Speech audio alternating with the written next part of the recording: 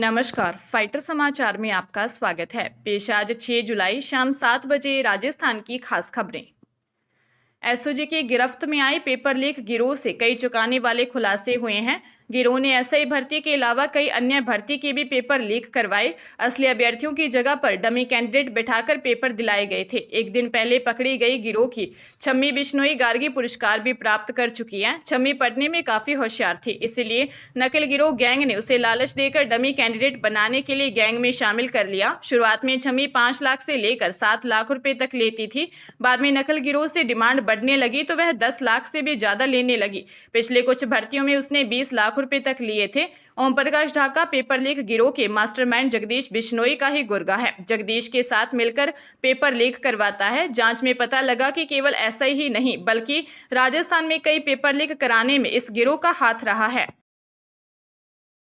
राज्य के स्कूलों में पहली कक्षा में प्रवेश के लिए 31 जुलाई 2024 को आयु 6 वर्ष तय करने से पहली में प्रवेश के लिए बालक नहीं आ रहे हैं, क्योंकि पिछले वर्ष तक प्रवेश की आयु 5 वर्ष होने से अब 6 वर्ष के बालक दूसरी कक्षा में पढ़ रहे हैं। प्रारंभिक शिक्षा निदेशक सीताराम जाट की ओर से 6 वर्ष आयु निर्धारण तिथि में संशोधन करते हुए शैक्षिक सत्र 2024-25 के लिए विद्यालय में प्रवेश के लिए बालकों की आयु की गणना 1 अक्टूबर 2024 को आधार तिथि मानने का आदेश जारी कर दिया गया है। अब 1 अक्टूबर 2024 तक 6 वर्ष की आयु पूर्ण करने वाले बालक बालिकाएं राजकीय तथा गैर राजकीय विद्यालयों में प्रवेश के पात्र होंगे। प्रारंभिक शिक्षा निदेशक द्वारा जारी आदेश में यह भी स्पष्ट किया गया है कि 1 अक्टूबर 2024 आधार तिथि केवल नव प्रवेश पर ही लागू होगी।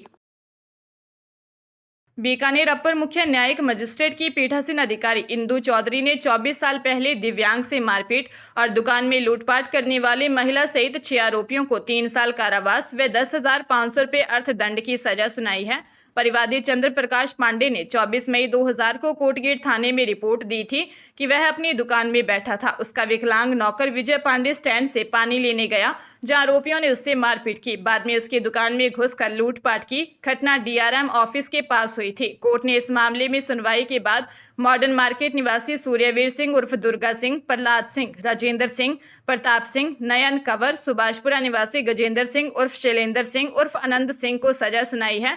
मामले के 2 अन्य आरोपी सिटी स्कूल के पास निवासी राजेंद्र सिंह पुत्र हरि सिंह 16 अक्टूबर 2023 और मॉडर्न मार्केट निवासी भगवान सिंह 14 दिसंबर 2023 से फरार हैं।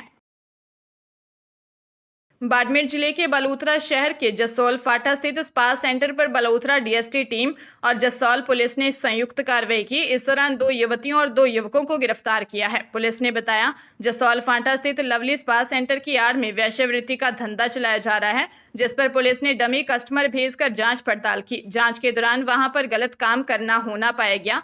टीम ने स्पा सेंटर पर दबिश देकर 2 युवतियों और 2 युवकों को पुलिस ने गिरफ्तार किया। चारों को पुलिस जसौल थाने ले आई, जहां पर चारों से पूछताछ की जा रही है। सवाईमाधोपुर जिला विशेष न्यायालय पोक्सो ने नाबालिग से छेड़छाड़ के आरोपी को दोषी माना है। पुलिस ने दोषी इनाम उल हक निवासी पावटा गद्दी वजीरपुर को 5 वर्ष के कारावास और 30,000 रुपये के जुर्माने से दंडित किया है। विशिष्ट लोक अभियोजक अनिल कुमार जैन ने बताया कि थाना कोतवाली गंगापुर सिटी में नाबालिग के पिता ने रिपोर्ट दी कि 18 जुलाई 2019 को आरोपी इनाम उल हक ने उसकी नाबालिग बेटी से छेड़छाड़ की। रिपोर्ट दर्ज होने के बाद पुलिस ने मामले में जांच कर कोर्ट में चार्जशीट पेश की थी। जिला विशेष न्यायालय पोक्सो सवाईमाधोपुर ने दोनों पक्षों की सुनवाई करने के बाद आरोपी इनाम उल हक को दोषी करार दिया है। नाबालिग व राज्य सरकार की ओर से विशिष्ट लोक अभियोजक अनिल कुमार जैन ने पैरवी की। बीकानेर जिले में भ्रष्टाचार में लिप्त एक पटवारी को सेवा से बर्खास्त कर दिया गया है। पटवारी के खिलाफ भ्रष्टाचार का मामला चल रहा था, जिसमें सजा होने के बाद प्रशासन ने ये आदेश जारी किया है। जिला कलेक्टर नम्रता वृष्णि ने नाथुसर पटवार मंडल के निलंबित पटवारी नवरत्न शर्मा को राजकीय सेवा से बर्खास्त करने का आदेश जारी किए हैं। आदेश के अनुसार सेशन न्यायाधीश भ्रष्टाचार निवारण अधिनियम बीकानेर की ओर से नाथुसर पटवार मंडल के पटवारी के विरुद्ध दोष सिद्ध होने तथा न्यायालय द्वारा दंडित किए जाने पर राजकीय सेवा से पद से बर्खास्त किया गया है। बूंदी जिले में आई गुजरात की मेहसाणा साइबर पुलिस ने खाते में अवैध लेन देन मामले में देर शाम कांग्रेस नेता मनीष मेवाड़ा को डिटेन किया। पुलिस ने डिटेन किए जाने की सूचना पर कई लोग देर रात तक बूंदी कोतवाली थाने पर एकत्र हो गए। गुजरात के मेहसाणा थाने में रमणी शंकर पटेल के साथ बड़ी रकम की धोखाधड़ी का मामला दर्ज है। एएसआई राम सिंह ने बताया कि गुजरात की मेहसाणा साइबर पुलिस 1,54,00,000 के अवैध लेन देन के दर्ज मामले में बूंदी पहुंची थी। पुलिस मधुबन कॉलोनी से कांग्रेस नेता मनीष मेवाड़ा को डिटेन कर कोतवाली लाई और पूछताछ की। मेवाड़ा ने पूछताछ में इस मामले में एक इंश्योरेंस कंपनी के कर्मचारी का नाम बताया है। मामले में देवपुरा के एक रेस्टोरेंट मालिक के भाई का नाम भी सामने आ रहा है।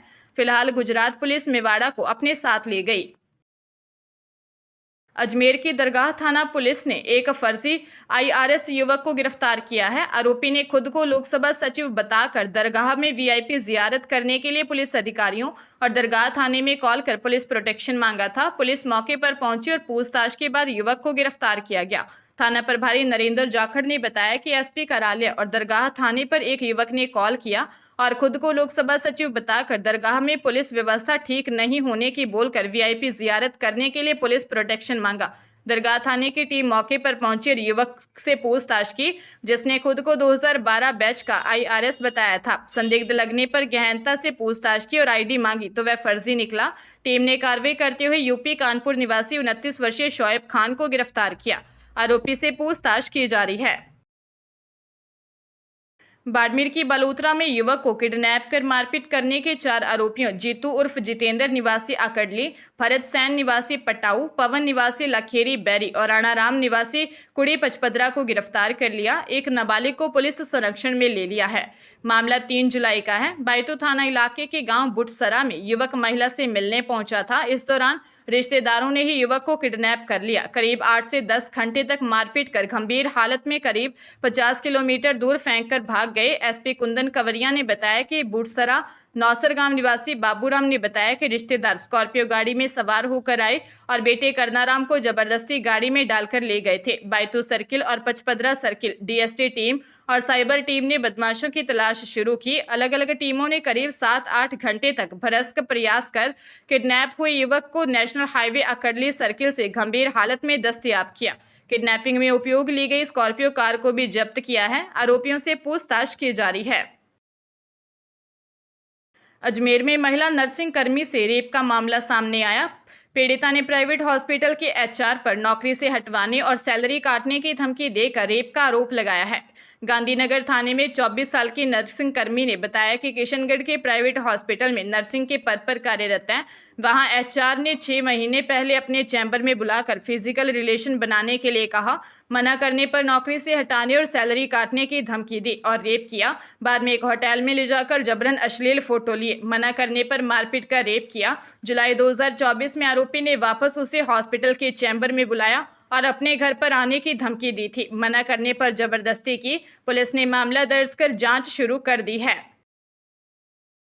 गौवंश तस्करी के मामले में जब्त वाहनों को जिला कलेक्टर की ओर से लंबे समय तक नहीं छोड़ने के संबंध में हाईकोर्ट ने राज्य सरकार को पुनर्विचार करने के लिए कहा है।